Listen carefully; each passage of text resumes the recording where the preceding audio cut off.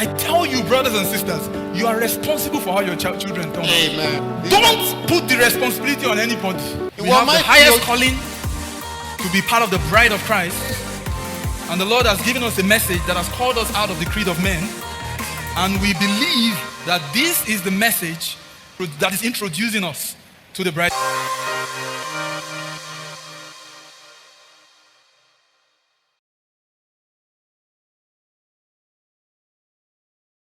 Brothers, I watched a documentary that was comparing nature and nurture. Mò ń wo àkójọpọ̀ nǹkan tí wọ́n gbà sílẹ̀ èyí tó ń fi ṣe àfiwé ìṣẹ̀dá àti pé bí a ṣe ń tọ́jú nǹkan bá ṣe ń ṣe ìtọ́jú nǹkan dàgbà. Yes, so the question they had was, what constitutes the makeup of a child? Is it the way that they were nurtured, the way they were brought up? What determines how a child will turn up? Is it the way they were nurtured, the way they were brought up, or their nature, the gene? Ohun tí wọ́n ń sọ ni pé kí ló ń sọ ohun tí ọmọdé yóò jẹ́? Ṣé bí wọ́n ṣe tọ́ dàgbà ni àbí bí Ọlọ́run ṣe ṣẹ̀dá rẹ̀? So, because it has been a long-standing argument. Torí pé ó ti jẹ́ ohun tó jẹ́ pé àríyànjiyàn ọjọ́ pípẹ́ ni. Some people will tell you it's because the father is like this. Àwọn mìíràn sọ fún wọn pé torí pé ohun tí bàbá rẹ̀ yà nìyí. That is why it turned out like this. Ìdí nìyẹn tí ọmọ náà fi ya nǹkan tán tó yà yẹn. Or it's because the mother is like this. Àbí torí pé ohun tí ìyá rẹ̀ jẹ́ nìyí. That is why it turned out like this. Ìdí nìyẹn tí ọmọ náà tí ó fi jẹ́ ohun tí ó jẹ́ yẹn. But is that true? Ṣé òótọ́ nìyẹn bí? So they did that experiment. It is one that has been done a while ago. So because in this present time they might not be able to do that. Ó ti pẹ́ tí wọ́n ti ṣe iṣẹ́ ìwádìí yẹn. So they had identical twins from different countries, and then they separated them into different homes. So you have an identical twin who was given birth to. They put one with Brahmatthew. They put one with me. So they have two of those kind of identical twins. I mean, they have several of them, and they put them in different homes. So they wanted to test, in 20 years' time, how will they turn out? Ohun tí wọ́n wá ṣe ni pé wọ́n lọ wá àwọn ìbejì tó jẹ́ pé wọ́n jọra wọn. Wọ́n lọ wá wọn, wọ́n lọ kó wọn jọ, wọ́n lọ kó wọn lọ́pọ̀lọpọ̀. Wọ́n wá fi wọn káàkiri sí ọ̀dọ̀ àwọn kọ̀ọ̀kan káàkiri ayé lọ́tọ̀ọ̀tọ̀. Wípé bóyá lẹ́yìn ogún ọdún o, wọ́n fẹ́ wá mọ ohun tí wọn yóò dà, ohun tí ìṣe wọn yóò jẹ́ nígbà tó bá jẹ́ pé ọ̀tọ̀ọ̀tọ̀ àwọn ènìyàn ló tọ́ wọn dàgbà. Yes, so identical twins that are, of course, the same parents, right? Àwọn ìbejì tí wọ́n jọra wọn tó jẹ́ pé òbí kan náà ló bí wọn. But now they are being brought up by different people. Ṣùgbọ́n ní báyìí tó jẹ́ pé ọ̀tọ̀ọ̀tọ̀ àwọn ènìyàn ló wá ń tọ́ wọn dàgbà, ọ̀tọ̀ọ̀tọ̀ àwọn ènìyàn ló fún wọn sí ọ̀dọ̀ wọn pé kó máa tọ́ wọn dàgbà. And then I think they waited up to like 30 years of age. Mo rò pé wọ́n wá dúró di pé wọ́n di ẹni bí ẹni 30 ọdún. They now were looking at what they have become. Wọ́n wá ń wo ohun tí wọ́n ti dà bí ìgbé ayé wọn ṣe rí. To cut the long story short, they found that this thing that you say ẹnìkan ló jọ does not exist. Láti lè gé ọ̀rọ̀ náà kúrú, wọ́n wá rí i pé ohun tí a ti máa ń sọ ti pẹ́ yìí pé ẹnìkan ló jọ that he resembles somebody pé kò sí nǹkan tó jẹ mọ́ bẹ́ẹ̀. They found that it was the nurturing that determined how the child turned out. Wọ́n wá rí i pé ìtọ́jú tí a fún ọmọ tàbí bí a ṣe tọ́ ọmọ dàgbà òun ni yóò sọ ohun tí ọmọ yẹn yóò dà nígbà tí lọ́jọ́ iwájú. Because they saw that this identical twin that was with this parent, was acting in a totally different way than how this one acted, despite that they were even from the same father. Wọ́n wá rí i pé àwọn ìbejì tó jẹ́ pé ìbejì kan náà tí wọ́n jọra wọn tó jẹ́ pé bàbá kan náà ìyá kan náà ló bí wọn yìí ṣùgbọ́n tó jẹ́ pé ọ̀tọ̀ọ̀tọ̀ ọ̀dọ̀ ènìyàn ọ̀tọ̀ọ̀tọ̀ ni wọ́n fi wọ́n sí láti tọ́ wọn dàgbà. Wọ́n rí i pé ìwà wọn ò wá dọ́gba. And they did not have any similarity in behavior to their paternal father. Kò sí wá sí wọn ò sí wá fi biological father. kò wá sí èyíkéyìí nínú àwọn méjèèjì tó fi ìwà jọ àwọn òbí wọn tó bí wọn. And based on that study, they concluded that it is nurture, it is not nature. Ìdí nìyẹn tó fi wá jẹ́ pé nígbà tí wọ́n ṣe iṣẹ́ ìwádìí wọn yẹn wọ́n wá pinnu pé ohun tí ó ń sọ ohun tí ọmọ yóò dà o kì í ṣe bí Ọlọ́run ṣe dá ni ṣùgbọ́n bí a ṣe tọ́ dàgbà ni. Kì í ṣe pé ó jọyàn kan. Kì í ṣe pé ó jọ èèyàn kan ṣùgbọ́n bí a ṣe tọ́ dàgbà ni. Yes, and that is biblical ìyẹn sì bá bíbélì mu because it is the training that determines how he will go, right? That's what the Bible says. nítorí pé títọ́ ọmọ dàgbà ni yóò sọ bí a bá ṣe tọ́ ọmọ òun ni yóò sọ ohun tí ọmọ yẹn yóò dà òun ni yóò sọ bí yóò ṣe lọ. Now, sometimes you may think that your child is looking like you in behavior, ìgbà mìíràn wọ́n lè máa rò pé ọmọ rẹ fìwà jọ́ and you think maybe he looks like me in the gene. o sì wá rò pé bóyá nínú ìṣẹ̀dá rẹ̀ lọ́hùn èmi ló jọ. No, rárá he is behaving like you because with your behavior you are training that child. ó fìwà jọ́ nítorí pé ìwà rẹ tí ìwọ ń hù òun ló fi ń tọ́ dàgbà ni. So what you don't realize is, so our late pastor, he used to do something. When he wanted to give somebody anything, he would tell us that he wants to give this person this thing. And he can even tell you that, but you would think he is just lamenting to you. No, he was not just lamenting to us. Why was he telling us? It was when when you grew up later, you understood that he was training you.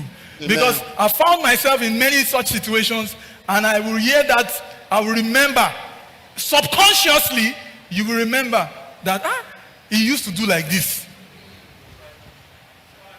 Even though when he did it, you were like this. You were really little. I tell you, brothers and sisters, you are responsible for how your children turn out. Amen. mo ń sọ fún yín ẹ̀yin ará ohun tí ọmọ rẹ bá dà lẹ́yìn ọ̀la bí o ṣe tọ́ ni. Don't put the responsibility on anybody. ìwọ má ti ojúṣe yẹn sí ẹnikẹ́ni pé ẹnìkan ni kí ó bá tọ́ ọmọ rẹ dàgbà. Because when the child is like this, they are what? They are empty. Amen. Empty. nítorí pé nígbà tí ọmọ bá sì kéré ọpọlọ wọn kò tíì sí ohunkóhun nínú rẹ̀ ohun tí o bá fi sínú rẹ̀ òun ni yóò bá wọn dàgbà. Not just the mind is empty. ọkàn wọn kò tíì sí ohunkóhun nínú ọkàn wọn ohun tí o bá fi sínú rẹ̀ òun ni yóò bá wọn dàgbà. And they are, so when something is empty, that thing is seriously looking for what to look like. bí nǹkan kan bá sì wá jẹ́ pé ó ṣòfò tí ò sí nǹkan kan níbẹ̀ irú nǹkan bẹ́ẹ̀ ó ń wá ohun kan èyí tí yóò farajọ ni ohun tí yóò dàbí. And that is why you will see that a child will learn something faster than a mind that is already filled. ìdí yẹn tó fi jẹ́ pé ó rí i pé bí ọmọdé bá ń kọ́ nǹkan kan yóò tètè mọ̀ ju ẹni tó ti jẹ́ àgbàlagbà lọ. Because an empty mind is an avid learner. nítorí pé ọkàn tó jẹ́ pé kò tíì sí nǹkan kan níbẹ̀ ó jẹ́ ọkàn tó jẹ́ pé ó lè tètè kọ́ ẹ̀kọ́ láti mọ̀ ọ́. So as that mind is empty, he is looking for how do you act in this situation? How do you act in this situation? And it is not what you tell it that it stores. No, it is what you do. It is the doing that is the training. Amen. níbi ọkàn kan bá ṣì wà tó jẹ́ pé kò tíì sí nǹkan kan níbẹ̀ kì í ṣe ohun tí o bá sọ fún òun ni yóò wà nínú ọkàn yẹn ṣùgbọ́n ohun tó bá rí tó o ṣe nítorí pé ohun tí o bá ń ṣe òun ni ó jẹ́ pé ohun tó fi ń tọ́ dàgbà òun náà ni pẹ̀lú yóò fi kọ́ra. You are not living your life in awareness that you are training somebody. You are living a separate life and then you are now teaching or telling them to do something else. It doesn't work like that. You are not living your life with the awareness.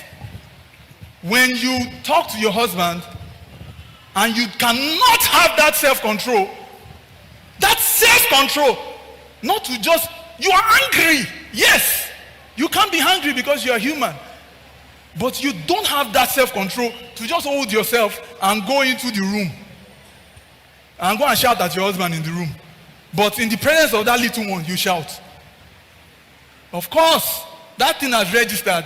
She too will shout tomorrow. She will shout. And you join here. No, go join here. And here no call. That is it. nígbà tí o bá ń hùwà kan ní ojú ọmọ rẹ tó jẹ́ pé bóyá òun pariwo lé ọkọ rẹ lórí àbí òun pariwo lé aya rẹ lórí ni tí ò lè fi ara rẹ sítò àwọn ọmọ rẹ wọ́n ń wò ọ́ irú nǹkan báyẹn o fi ń tọ́ wọn ni mọ nígbà tó bá wá di ọ̀la tó bá sọ pé irú ọmọ bẹ́ẹ̀ bóyá òun náà wá bẹ̀rẹ̀ sí ní hùwà yẹn tó wá sọ pé ó jọ kì í ṣe pé ó jọ ohun tí o ti fi tọ́ òun ni ó mọ lára dàgbà. So self-control, brothers, sisters, we realize is one of the fruits of the Spirit. Amen. We always often forget that it's part of the fruit of the Spirit. It is. Àní pé kéèyàn lè kó ara rẹ̀ níjàánu ó jẹ́ ọ̀kan lára àwọn èso ẹ̀mí bó tilẹ̀ jẹ́ pé gbogbo ìgbà la máa ń gbàgbé la máa ń rántí pé kí ènìyàn lè kó ara rẹ̀ ní ìjánu bóyá ó ń bínú ni kí ó lè máa yẹ ara rẹ̀ lọ́wọ́ wò kí ó máa kó ara rẹ̀ níjàánu. It's there. If you read the fruit of the Spirit, when Paul was listing them, self-control is there. Tí a bá ń ka àwọn èso ẹ̀mí èyí tí Paul èyí tí ó fẹnubà ìkó ara ẹni ní ìjánu wà níbẹ̀. So what you're doing, you're training the child, and what you make the child to do is also a way to you're training the child as well. Ohun tí ò ń ṣe ó fi ń kọ́ ọmọ rẹ ni ohun tí o sì ń sọ fún ọmọ yẹn náà pé kí ó ṣe ó fi ń kọ́ ni. So recently I was sharing with somebody on the phone, brother, the son of God that came here, what's his name? Brother Tommy Moss, right? Yes. So he was giving a testimony about something that happened when someone was a child, and that the parents of this boy, the boy has become such a useful resource in their church, but the parents of this boy, they were farmers, or this man, you can say, they were farmers. Listen, I never thought of it that way, and a lot of us don't think of it that way. These parents, when they even harvested, like maybe tomatoes, or that was the example you gave, they will split that tomato into divisions and remove the tithe from it. They will bring tithe of tomatoes. And they will, if they went hunting and they killed a game or an animal, they will bring the tithe of the animal that they killed. And Brother Tommy was saying that he was always wondering what this kind of behavior is about. But when the boy grew up, the boy amplified that lifestyle. Amen. He took it to another level. And Brother Tommy was saying that the boy is such a delight. Of course, he's blessed in everything he does. Amen. Why won't he be? What are you doing? You are training, and the responsibility of the outcome is in your hands. Secondly, you're not teaching, you're training, and the outcome, you should take responsibility for it. So what I'm saying is, don't see your child and say that, no, of course, he doesn't look like you, but that is what you have trained that child to become.